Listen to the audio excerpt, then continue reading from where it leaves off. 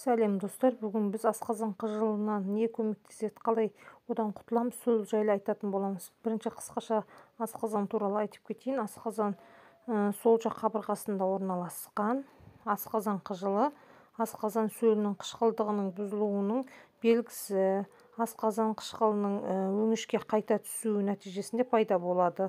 Бұл ауру қышқылдығы жоғары гастрит немесе асқазан жарасы дамуының белгісі болуы мүмкін.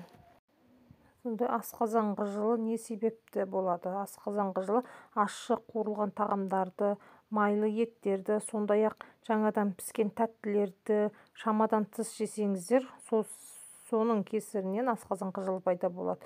Сол асқазан қыжылы болмау үшін диетаға отырып аз мөлшерде жеу керек. Көп мөлшерде алкоголь, шай, кофе ішсеңізде асқазан қыжылын туғызуы мүмкін. Тамақтан кейін көп сұйықтық ішуге болмайды. Сұйықтықты тамақтан кейін 2-3 сағаттан кейін 20-30 минут аралығында 2-3 жұтым ішіңіз. Әйтпесе ол асқазан қыжылын келтіруі мүмкін. Суды тамақтан соң 2-3 сағаттан кейін ішіңіз.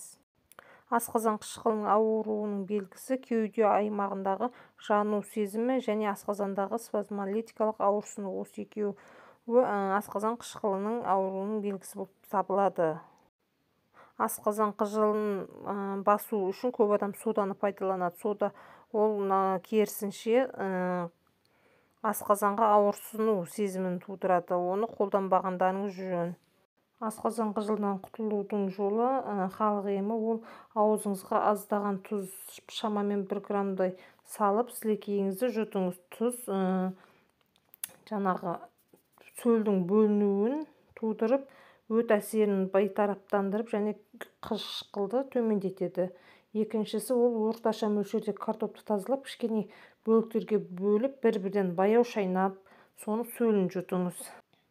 Келесі, бұл шөп шайлар, жалбыз, түйметақ және жусан қосылған шайларды қолданыңыз. Және де сұлы дән шайнаңыз. Баяу және мүмкіндігінше ұзақ шайнасаңыз, осы асқазан қыжылынан құтылудан көмектеседі. Асқазан қыжылы кезінде диетаға жаңадан піскен қиярды қосыңыз. Және аш қарынға жарты кесе сәбіз шырынын күніне 1 рет ішіп тұрсаңыз, осы көмектеседі. Ауырмаңыздар.